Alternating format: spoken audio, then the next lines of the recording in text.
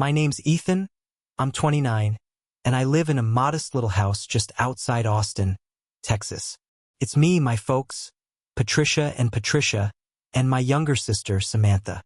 For as far back as my memory stretches, I've been the one keeping this family above water. I work as a delivery driver. It's not a fancy gig, and the pay is nothing to brag about, but I put in long hours, 12, sometimes 14 in a single day, just to make sure every bill gets paid. I cover it all: electric, water, groceries, even the cable and internet my sister burns through like oxygen. Every dollar I make gets funneled right back into keeping our home running. Sure, there've been times I've felt like nothing more than a work mule, but I've never really complained out loud. My parents are both 58 and swear they're too old to hold down jobs. Dad spends his days glued to sports or tapping away at online card games. Mom's either sipping coffee and gossiping with the neighbors or reliving her glory days with reality TV marathons. Then there's Samantha, 25, the family's golden girl. She's the princess who can do no wrong. No job, no chores, no responsibilities of any kind. Just constant praise and a free ride. It's not like she's incapable of helping. She just doesn't have to, because Mom and Dad treat her like she's still in middle school. She'll find her way soon, they always say. Meanwhile, I'm stretching every penny and burning every ounce of energy I've got just to keep the roof over our heads. The tension really started one afternoon in April. I dragged myself home after a brutal 12-hour shift. My back felt like someone had twisted it into knots, and my shoes may as well have been concrete blocks. All I wanted was a quiet dinner and maybe 5 minutes of peace. Instead, I got Samantha's voice shrieking from the other room. She came running in, grinning like she'd just won the lottery, waving her hand so the diamond ring on her finger could catch the light. "I'm getting married," she shouted. Mom gasped, then hugged her like she'd just come home from war. Dad clapped and wrapped her in one of his big bear hugs. They were both glowing with pride and excitement. I managed to smile, not because I wasn't happy for her, but because deep down I could already feel trouble creeping in, trouble with a capital T. "Congrats, Sam," I said. "So, who's the lucky guy?" "His name's Lucas," she told me, beaming. "He's an accountant, super sweet, and we're tying the knot in 3 months. It's going to be perfect." Then she dropped the bomb. "Lucas is covering half the wedding," she said casually. "But I need you to pay for the rest, about 20 grand. The room went quiet. Mom and Dad both turned toward me like I just sprouted a giant dollar sign on my forehead. Mom spoke first. "Ethan, honey, you've always been the responsible one. You'll help your sister, won't you?" I blinked at her. "Help with what? I don't have $20,000 just sitting around. You know, everything I make goes into this house." "Don't exaggerate," Dad cut in. "You're always working. You must have something saved up." "Yeah, saved for emergencies. That's not the same thing.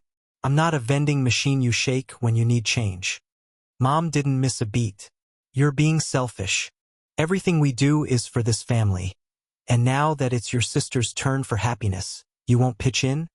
"Why doesn't she get a job?" I asked. You'd have thought I'd insulted a saint. Samantha looked at me like I'd cursed her out, and Mom clutched her chest like I'd just taken the Lord's name in vain. "How dare you?" she shrieked. "She's starting her life." "No," I said. "She's having one handed to her." That's when Dad stood up and started shouting. "Enough! You're just jealous, that's all." Jealous. That word hit me like a slap. I'm the one who wakes up before dawn, works all day, and keeps this house running. I shot back. "Now you're all acting like I'm the bad guy? Forget it. If you want a fairy tale wedding, find your own money." I stormed off to my room and slammed the door. I could still hear Mom crying, Samantha whining, I ruined everything, and Dad ranting about how family doesn't turn its back on family. The days after that were icy. We only spoke when absolutely necessary, and when we did, it was just more guilt-tripping. Samantha played the victim. Dad sulked. Mom accused me of being cold-hearted. A week later, Dad came to dinner grinning like he'd pulled off a miracle. He'd borrowed 10 grand from a friend to put toward the wedding. Samantha and Mom celebrated like they'd just hit the jackpot, but I already knew who they'd expect to pay that debt back. "Ethan," Dad said, I hope you'll at least help with the honeymoon. We've done our part. I told you I don't have the money, I said. And if you took out a loan, that's on you to pay back. Mom glared at me. You're so ungrateful. After everything we've done for you. I bit my tongue to keep from yelling. What exactly had they done for me lately besides treat me like a walking ATM? The wedding was getting closer, and the pressure was suffocating. The house had turned into a full-blown wedding headquarters.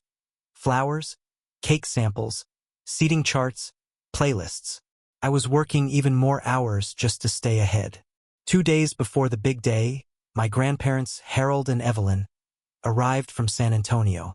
Grandpa Harold was the strong, quiet type, a retired railroad engineer, sharp as ever, and a man with more integrity than most people I'd met in my life. He'd always treated me with respect, and he'd never once asked me for a thing. That night, he asked me to meet him in the garage. Ethan, I need you to listen closely, Grandpa said, pulling a thick envelope from inside his coat pocket. There's $30,000 in here. I just withdrew it from the bank to pay off the last of the mortgage on our house. I want you to keep it safe until we head back home on Monday. I gave him a firm nod. No questions. You can count on me, Grandpa. I'll make sure nobody lays a finger on it. He held my gaze. I trust you, son. If that money goes missing, it could cost us everything. That night, I slid the envelope under my mattress, in the most secure spot I could think of. I didn't breathe a word to anyone. Not where it was, not even that I had it. He trusted me, and I wasn't about to let him down. The very next day was the wedding. It was a small but beautiful affair. A rented hall dressed in white decor and warm lighting. Samantha looked like she'd stepped out of a bridal magazine. Lucas had the grin of a man who'd just won the lottery. Guests were dancing, laughing, and toasting to their future. And me? I stood off to the side, sipping a cup of overly sweet punch, feeling more like an extra in someone else's movie. Later, Samantha grabbed the microphone to make an announcement. So, we'll be flying to Maui next week for our honeymoon, she gushed. But we're still just a tiny bit short on funds. I know my amazing family will come through. The moment she said it, I could feel the eyes on me. Mom and Dad didn't even try to hide it. They looked straight at me like they'd already counted the money in my wallet. During a quiet moment, Dad strolled over and lowered his voice. Ethan, at least help with the honeymoon. Don't make me look bad in front of everyone. I've told you already. I'm not a money tree, I said sharply. Being family doesn't mean I have to drain my entire life for you. You've done nothing for your sister, Samantha chimed in from nearby, her tone dripping with attitude. I didn't even dignify that with a reply. I just walked away. A while later, I noticed Dad slipping out of the reception early, muttering something about being tired. Nobody seemed to think much of it. I got home around 4 in the morning and collapsed straight into bed. When I woke up, I had this gnawing feeling that something was wrong. I reached under my mattress, and my stomach dropped. The envelope was gone. I tore my room apart, but it was useless. There was only one person who could have known to look there. In the kitchen, Dad was sitting at the table, sipping coffee like it was any other morning. Dad, I asked carefully, did you go into my room last night? He glanced up and smirked. What? You mean the 30 grand you had stashed under your bed? I froze. Don't bother lying, he continued. I knew you had money saved. I used it, 20,000 for your sister's honeymoon, and 10 to pay back my buddy. That wasn't my money, I said, my voice shaking. He waved it off like I just told him the sky was blue. Oh, come on. Don't play dumb, Ethan. Right then, Grandpa Harold walked into the kitchen, cheerful as ever. Hey, son. I came to grab the envelope. Evelyn and I are heading back soon. Dad's face drained of all color. I thought it was Ethan's savings, he stammered. Grandpa's expression hardened in a way I'd never seen before. Patricia, that money was for my house. And you just took it? Have you completely lost your mind? Before Dad could answer, Samantha came bouncing in, all smiles. Dad, thanks again for the money. The resort looks amazing. That was it.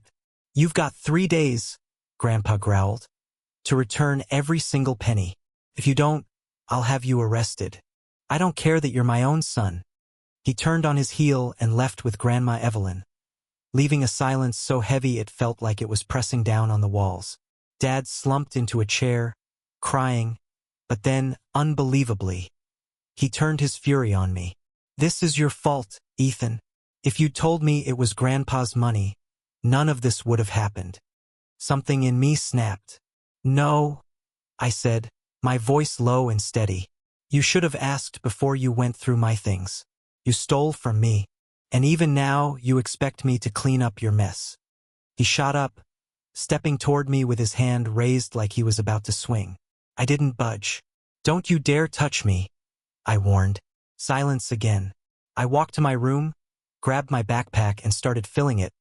Laptop, a few clothes, my ID, the basics. As I passed through the living room, I didn't even slow down. I'm done, I told them. This place isn't my burden anymore. Find someone else to bleed dry. Mom gasped. Samantha glared. Dad stayed quiet. I walked out that day and never once looked back. I found a small studio apartment downtown. It wasn't much, but it was mine. For the first time in years, I started saving for my own future. I cut off the constant bill paying for them, and the peace that came with that decision was worth more than gold. A month later, I got the call. Dad couldn't repay Grandpa. The bank foreclosed on their house. Grandpa kept his word and took legal action. He asked me to testify, and as much as it hurt, I did. Dad went to jail for theft. Mom moved in with Samantha and Lucas, and now they get to deal with her endless drama. Samantha had her dream honeymoon, but it came at the cost of her family's collapse. My grandparents moved in with me not long after. They had nowhere else to go, and I didn't think twice about opening my door to them. Every day they thank me. Things are still tight, but now every bill I pay has meaning. No more guilt. No more being treated like an endless resource. I'm not selfish. I finally decided to put myself first. And for the first time in my life, I'm living by my own rules.